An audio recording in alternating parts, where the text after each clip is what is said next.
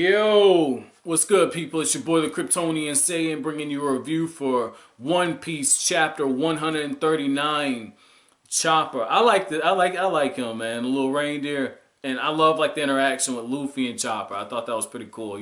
Luffy was like, "Hold it, reindeer meat," and you see him, he's trying to eat. And Sanji's just trolling the fuck out of both of them, right? Because Sanji's just like, "Hey, Luffy, hold him still. I can cook him. It won't take a minute." That was pretty damn cool. And then you find out Chopper has eaten the human fruit.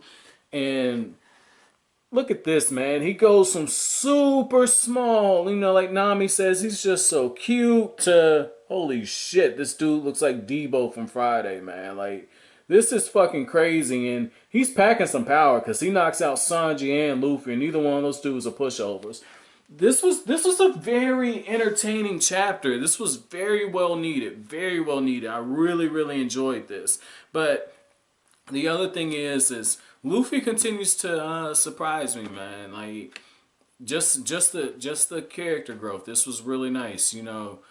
There's this one beautiful scene where after Luffy manages to get to the top and he's about to pass out, right? And he's about to fall out, and that's when Chopper or Chop?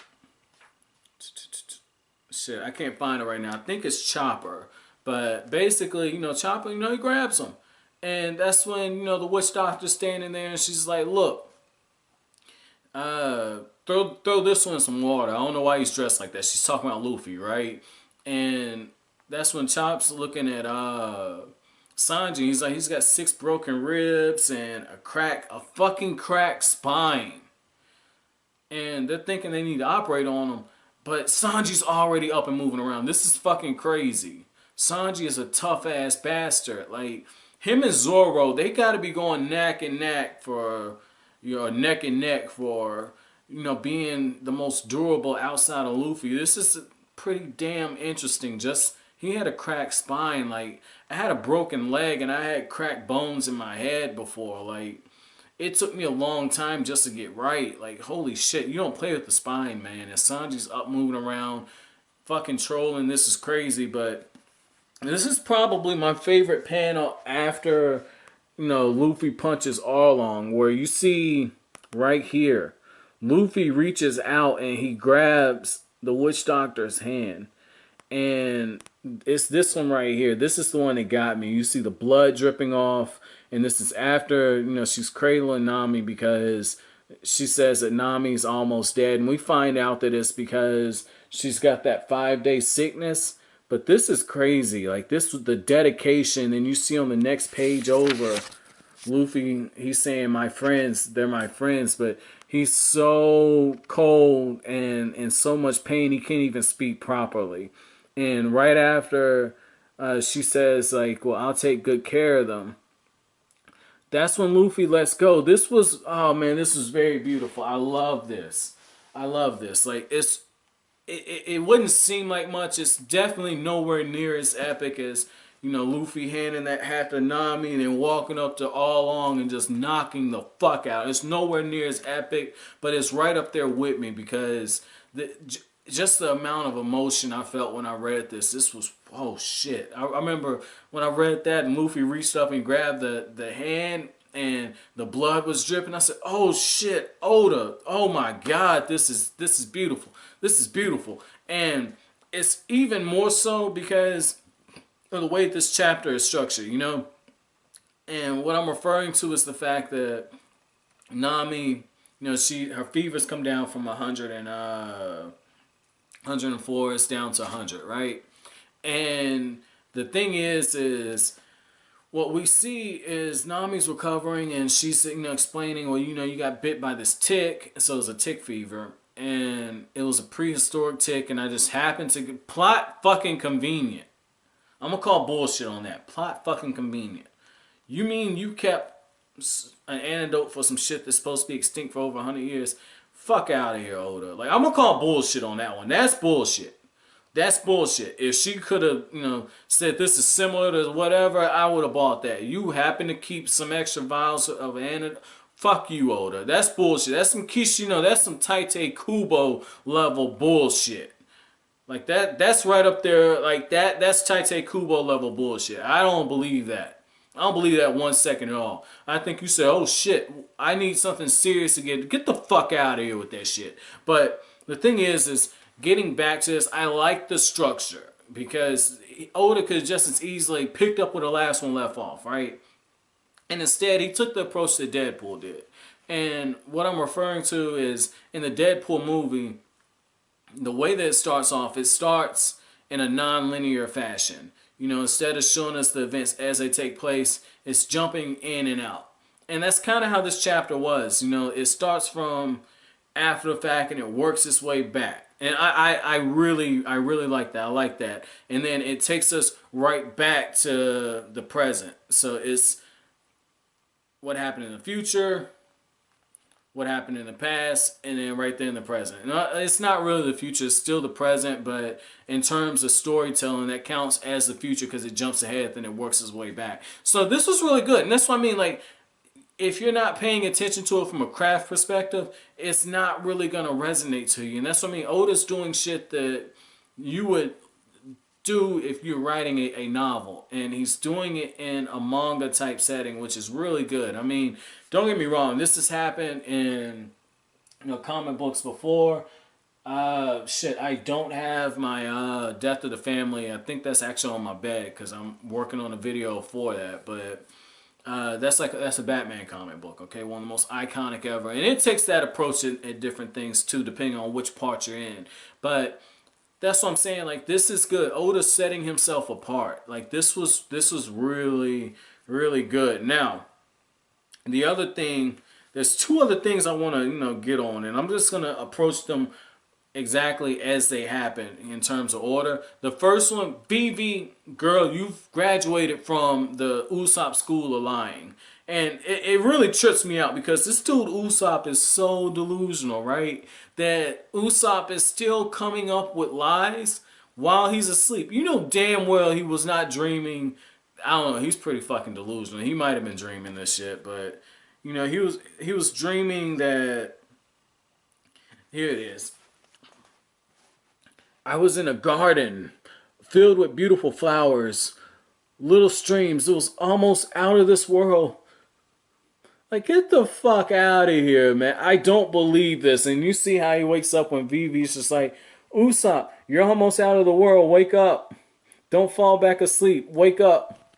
And right here, Usopp's like, Usopp's pirates. Usopp's pirates. Like, oh shit, man. Vivi, oh shit, she's losing her mind. And at one point, she even has the thought that dealing with these lunatics actually make Nami sick. This was really, really good, man. I like this interaction. I like the two. I really hope she plays a part in One Piece going forward, man. I hope she joins the crew. If she doesn't, I hope she's like an ally or something. But right here, Usopp's like, is it just my imagination or is my face swollen? That's that comedy, man. And right away, Vivi, that's what I mean. She graduated from Usopp School of Lying because she says, it's frostbite. Yeah, frostbite. It's terrible in the snow countries, but never mind that. Like, oh shit, man, this was cool. Then you got Zoro's crazy ass.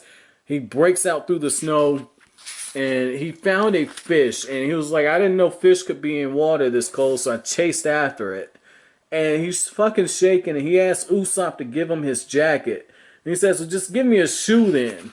And that's when that's when Zoro does something very, very funny, man. Like, when they find out that Wapple's men are keeping them from getting to Dalton, I'm thinking, oh, okay, Zoro's doing the honorable thing. He's going to, take this dudes out. Not the case. He picks one, he targets him, he backhands him, and then he takes the jacket.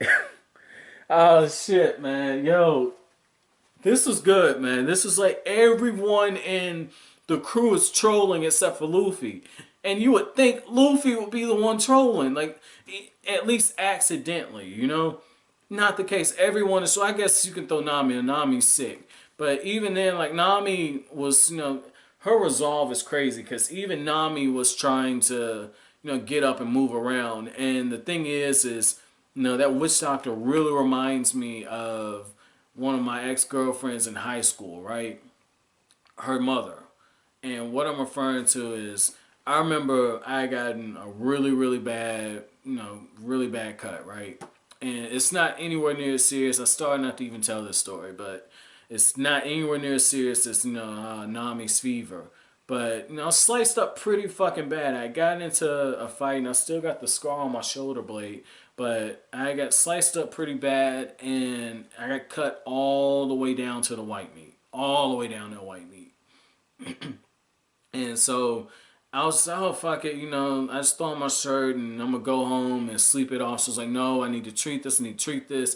And she actually forced her mom was pretty fucking strong, but her mom forced my ass down face first into the couch, and she treated, my shit on the shoulder. And I mean, I had to eventually go get some work done on it, but that was the thing. She was like, look, like, you're too stubborn for your own good. I have a really high pain tolerance. And just on that, like, I can respect that with Nami, but this is really cool, man. Like I said, this chapter, it really just dredged up some memories and certain things, but just the funny part. Like I said, like, I have two people I want to join the crew. I really want that Chopper dude to join, right? Because, Chopper, he would count as the medical person because he said something very interesting, but for two reasons. He said something interesting. I should operate on Sanji was one. And then the second thing, he ate the human fruit, and he can talk and interact, okay? And at one point, Nami even freaks out. And I guess it's 3 points now because I just recalled this. He's just as big of an idiot as Luffy because when Nami sees him, he tries to get away. And he's peeking, and Nami says, you're peeking the wrong way. And he's like, oh shit. And then he peeks, and Nami's like, what a moron. I could definitely see this dude and Luffy just driving Nami fucking crazy, and I would love it. I would absolutely love it. This would be fucking humorous. So I love to see him join, and I would love to see Vivi join, man. But at this point, I don't see how Vivi joins because she doesn't have any medical skills. She's got great chemistry with the crew. And anything that she could teach Luffy in terms of etiquette, more than likely Nami or the rest of the crew as a collective whole could teach him, okay? And she's got her own country to run. There's no way in hell, I mean, unless Oda just flips the cliche on his head, there's no way in hell that Vivi joins the crew. So overall, they say it's a very good chapter. Like I said, it's looking like Chopper is the one that joins. Like I said, he's got the devil fruit, he's a medic, and he's a lot like Luffy. So this is going to be really, really interesting. Like, I can't wait to see where this is going. The other thing, Django's face, he's got some creepy ass eyes. I will be wearing shades like that too. That's creepy as fuck. And then you look at how, like, it's got little squiggly stuff on his eyebrows. It's creepy as fuck. But like I said, this is a really, really good chapter. Again, you know that he's joining because the very last panel, she says, I've taught him all of my medical skills. So he's joining. Hands down. He's joining. And, the thing is Luffy's going to say something crazy when he realizes this damn thing can talk. Like, I can't wait to see this in the next chapter. But overall, like I said, really enjoy. Here it is. Overall, I really enjoyed this chapter, guys. This is what I'm talking about, Death in the Family, man. This is the best fucking Batman story you can ever read. It's more of a Joker story, but this is fucking awesome. But like I said, overall, very good chapter. My chapter question for you guys is going to be this. What were your thoughts when, I was talking about maybe Chopper and Luffy, they're very similar. Did you make that same connection that I did when you first read this? Like, oh shit, he's got the devil fruit and he's acting a lot like Luffy. You look at how, Chopper reached out and both of them reached out with the same hand to grab, in Luffy's case to grab the witch doctor, and Chopper's case to grab Luffy. It's just little small things. Like, did you make those connections? And if not, what do you think? Am I on the right track? But that's it for this review. If you liked anything I had to say, hit that like button, subscribe, share. I will greatly appreciate it. That's it.